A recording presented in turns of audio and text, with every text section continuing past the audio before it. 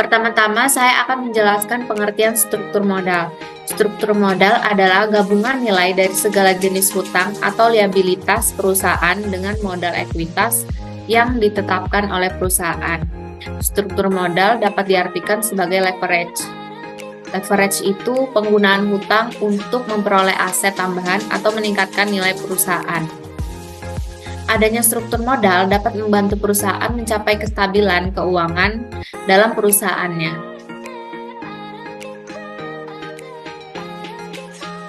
Komponen struktur modal dibagi menjadi dua, yang pertama hutang dan yang kedua ekuitas. Hutang adalah salah satu cara yang digunakan pada suatu perusahaan untuk memenuhi kebutuhan dana operasional. Sedangkan ekuitas itu pendanaan perusahaan yang biasanya mendapatkan modal dari dana pribadi atau dana patungan oleh anggota keluarga. Komponen struktur modal yang meliputi hutang dan ekuitas itu ada 5. Yang pertama, modal sendiri. Modal sendiri itu merupakan kepemilikan perusahaan yang ada di dalam perusahaan dan memiliki jangka waktu yang tidak pasti atau diketahui. Contoh modal sendiri itu ada modal saham atau saham biasa. Saham biasa itu adalah komponen modal yang jangka panjang, biasanya diinvestasikan oleh para pemegang saham yang memiliki klaim atas kekayaan atau laba perusahaan. Yang ketiga itu ada cadangan. Cadangan merupakan laba dari perusahaan pada periode tertentu atau tahun berjalan. Yang keempat, ada saham preferen. Saham preferen adalah modal jangka panjang yang memiliki kelebihan dibanding dengan saham biasa. Hal ini tentang pembagian kekayaan serta dividen jika perusahaan yang bersangkutan telah dilikuidasi. Yang kelima, itu ada laba ditahan. Laba ditahan didapat oleh perusahaan yang bisa dibayarkan sebagian untuk dividen dan sebagian lagi ditahan untuk perusahaan. Selanjutnya akan dijelaskan oleh rekan saya bernama Alin. Baik, di sini saya akan menjelaskan tentang komponen struktur modal yang meliputi hutang dan ekuitas. Yang pertama ada obligasi, pinjaman uang dalam kurun waktu lama yang berupa surat pengakuan atas hutang dengan nominal tertentu. Yang kedua ada pinjaman hipotek. Pinjaman yang dimana pemberi pinjaman telah menggadaikan properti sedemikian rupa sehingga debitur gagal bayar. Yang ketiga ada utang bank, pinjaman jangka panjang kepada bank atau lembaga keuangan lainnya. Kemudian di sini saya akan menjelaskan tentang jenis-jenis hutang dan ekuitas yang digunakan perusahaan. Yang pertama ada hutang jangka pendek. Hutang jangka pendek terdiri dari hutang wesel, hutang dagang, dan hutang biaya. Dari hutang wesel itu sendiri, yaitu digunakan untuk membeli barang atau jasa dengan menggunakan surat wesel. Yang kedua ada hutang dagang. Hutang dagang digunakan untuk membeli bahan produksi. Kemudian yang ketiga ada hutang biaya. Hutang biaya itu sendiri digunakan untuk membiayai biaya operasional. Kemudian ada hutang jangka menengah. Hutang jangka menengah terdiri dari hutang pajak dan hutang biaya. Dari hutang pajak itu digunakan untuk membiayai pajak. Kemudian ada hutang biaya, digunakan untuk membiayai biaya operasional. Kemudian yang ketiga ada hutang jangka panjang, yaitu terdiri dari hutang obligasi dan hutang hipotek. Hutang obligasi digunakan dengan menggunakan akta notaris yang mencantumkan nominal pinjaman, tingkat suku, bunga, angsuran, jangka waktu, dan jaminan. Kemudian hutang hipotek digunakan dengan menggunakan jaminan harta tetap seperti bangunan, tanah, peralatan kantor, dan sebagainya.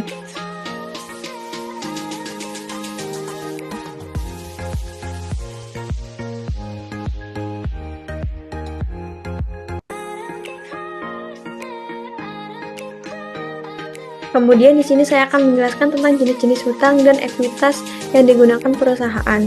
Yang pertama ada modal ventura. Modal ventura penyertaan modal perusahaan kepada perusahaan lain yang memerlukan modal dalam bentuk investasi. Kemudian yang kedua ada modal jangka pendek. Modal yang digunakan sebagai modal investasi sebuah perusahaan. Kemudian yang ketiga ada modal jangka menengah. Modal yang digunakan untuk membiayai proyek yang memerlukan waktu pelunasan lebih dari 5 tahun. Kemudian yang terakhir ada modal jangka panjang. Modal yang digunakan untuk membiayai proyek yang pelunasannya lebih dari 10 tahun. Materi selanjutnya akan dibacakan oleh teman saya. Terima kasih. Baik, di sini saya akan menjelaskan tentang faktor-faktor analisis komponen struktur modal. Yang pertama, tingkat bunga.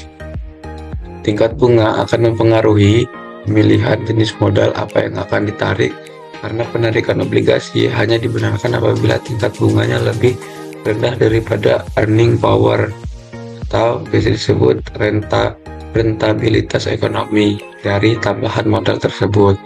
Yang kedua, stabilitas atau pendapatan. Suatu perusahaan yang mempunyai earning yang stabil akan selalu dapat memenuhi kewajiban finansialnya sebagai akibat dari penggunaan modal asing. Sebaliknya, perusahaan yang mempunyai earning tidak stabil akan menanggung risiko tidak dapat menyebarkan bunga dan pokok pinjam bila keadaan ekonomi buruk. Yang ketiga, susunan dari aktiva. Hal ini dapat dihubungkan dengan adanya aturan struktur finansial konservatif yang horizontal yang menyatakan bahwa besarnya modal sendiri hendaknya paling sedikit dapat menutup jumlah aktiva tetap dengan aktiva lain yang sifatnya permanen. Yang keempat, kadar risiko dari aktiva. Apabila adanya aktiva yang pada risiko, maka perusahaan harus lebih banyak membelanjai dengan modal sendiri. Modal yang tahan risiko sedapat mungkin mengurangi dengan modal asing atau modal yang takut risiko. Besarnya jumlah modal yang dibutuhkan. Apabila jumlah modal yang dibutuhkan sangat besar, maka disarankan perlu bagi perusahaan tersebut mengeluarkan beberapa golongan securities secara bersama. 6. Keadaan pasar modal. Perusahaan dalam rangka usaha untuk mengeluarkan atau menjual securities haruslah menyesuaikan dengan keadaan pasar modal. Yang ketujuh, sifat manajemen. Seorang manajer yang mempunyai keberanian untuk menanggung risiko yang besar akan lebih berani untuk membiayai pertumbuhan penjualan dengan dana yang berasal dari utang dibandingkan dengan manajer yang pesimis. Yang ke-8, besarnya suatu perusahaan. Pada perusahaan yang besar di mana sahamnya tersebar sangat luas akan lebih berani melakukan saham bar dalam memenuhi kebutuhan untuk membiayai pertumbuhan penjualan dibanding perusahaan yang kecil. Contoh studi kasus, analisis struktur modal PT Asuransi Bima Dana Arta Tbk tahun 2023. Untuk mengetahui struktur modal yang digunakan, kita dapat menggunakan analisis rasio DAR. Dan DAR ini adalah contoh analisis struktur modal pada PT Asuransi Bima Dana Arta Tbk. Dengan menggunakan struktur modal, debt asset ratio, debt equity ratio, dan rasio profitabilitas sebagai berikut. Keterangan total utang, total aset, total ekuitas, laba sebelum bunga dan pajak, beban bunga, laba bersih, dan biaya investasi. Sekian dari saya, selanjutnya akan dijelaskan oleh rekan saya. Selanjutnya kita akan menghitung struktur modal. Rumus dari struktur modal adalah total ekuitas dibagi total utang dikali 100, di mana total ekuitasnya adalah 1.548.860.178 rupiah dibagi dengan 1.115.590.529 rupiah dikali 100, maka akan mendapatkan hasil sebesar 138,83. Debt to asset ratio. Debt to asset ratio. Penggunaan debt asset ratio untuk mengukur seberapa besar penggunaan hutang yang digunakan oleh perusahaan terhadap aset yang dimiliki. Rumus dari debt to asset ratio adalah total utang dibagi dengan total aset, di mana 1.115.590.529 rupiah dibagi dengan 2.664.450.707 rupiah. yang dapat menghasilkan angka 0,418. Interpretasi. Nilai DAR dari APDA sebesar 0,418 menunjukkan bahwa 41,8% dari aset perusahaan dibiayai oleh utang. Nilai ini tergolong setara dibandingkan dengan rata-rata industri asuransi di Indonesia yang sekitar 41%. Ini menunjukkan APDA memiliki utang yang relatif setara dibandingkan dengan asetnya. Selanjutnya, debt to equity ratio. Debt to equity ratio. Penggunaan debt equity ratio merupakan rasio untuk mengukur hutang terhadap ekuitas.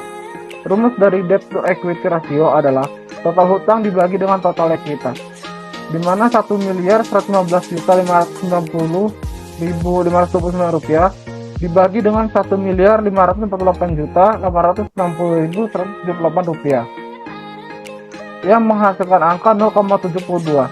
Interpretasi. Nilai debt to equity ratio APDA sebesar 0,72 menunjukkan bahwa perusahaan memiliki hutang sebesar 0,72 rupiah untuk setiap satu ekuitas. Nilai ini tergolong rendah dibandingkan dengan rata-rata industri asuransi di Indonesia yang sekitar 1 rupiah. Ini menunjukkan bahwa APDA memiliki tingkat leverage yang lebih rendah dibandingkan dengan modalnya sendiri. Selanjutnya akan dilanjutkan oleh teman saya, CK. Selanjutnya ada Time Interest Earn Ratio. Time Interest Earn Ratio atau yang biasa disebut dengan TIE ratio didapatkan dengan membagi laba sebelum bunga dan pajak atau EBIT dengan beban bunga perusahaan. Dikarenakan beban bunga tidak ada di perusahaan APDA, maka kita tidak dapat membaginya. Selanjutnya ada Profitability Ratio, Return of Investment, atau biasa disebut dengan ROI. Biasanya digunakan untuk mengukur profitabilitas investasi secara keseluruhan. ROI didapatkan dengan cara membagi laba bersih perusahaan dibagi dengan biaya investasi kemudian dikali dengan 100%. Laba bersih didapatkan sebesar 24.055.527 rupiah dibagi dengan biaya investasi sebesar 1.533.738.46 rupiah dikali dengan 100%, maka didapatkan hasil sebesar 0,015 atau 1,5%. Selanjutnya ada Return of Equity atau biasa disebut dengan ROE. Biasanya digunakan untuk mengetahui seberapa tinggi potensi perusahaan dalam menghasilkan laba. ROE didapatkan dengan cara membagi laba bersih perusahaan dengan ekuitas atau modal saham suatu perusahaan. Laba bersih senilai 24.055.527 rupiah dibagi dengan ekuitas sebesar 1.558.860.178 rupiah dan didapatkan hasil sebesar 0,015 atau 1,5%. Selanjutnya, kesimpulan. Struktur modal dapat diartikan sebagai leverage, keuangan yang digunakan untuk mencapai kestabilan keuangan sebuah perusahaan. Seperti yang kita ketahui, komponen struktur modal meliputi uang, ekuitas, dan ekuitas. Utang mempunyai berbagai jenis, yaitu ada utang jangka pendek dan utang jangka menengah, serta utang jangka panjang. Begitu juga modal. Modal memiliki berbagai jenis, yaitu modal ventura, modal jangka menengah, modal jangka panjang. Dalam struktur modal terdapat beberapa faktor, salah satunya adalah tingkat bunga, stabilitas dari earning, susunan dari aktiva, kadar risiko dari aktiva, besar jumlah modal yang dibutuhkan, keadaan pasar modal, sifat manajemen, dan besarnya suatu perusahaan. Jadi dengan menganalisis struktur modal dan rasio leverage pada PT Asuransi Bima dan Arta Tbk, dapat disimpulkan bahwa APDA memiliki struktur modal yang sangat kuat, dan ini menunjukkan kemampuan yang sangat baik karena memiliki kondisi keuangan yang stabil. Sekian presentasi dari kelompok kami. Terima kasih.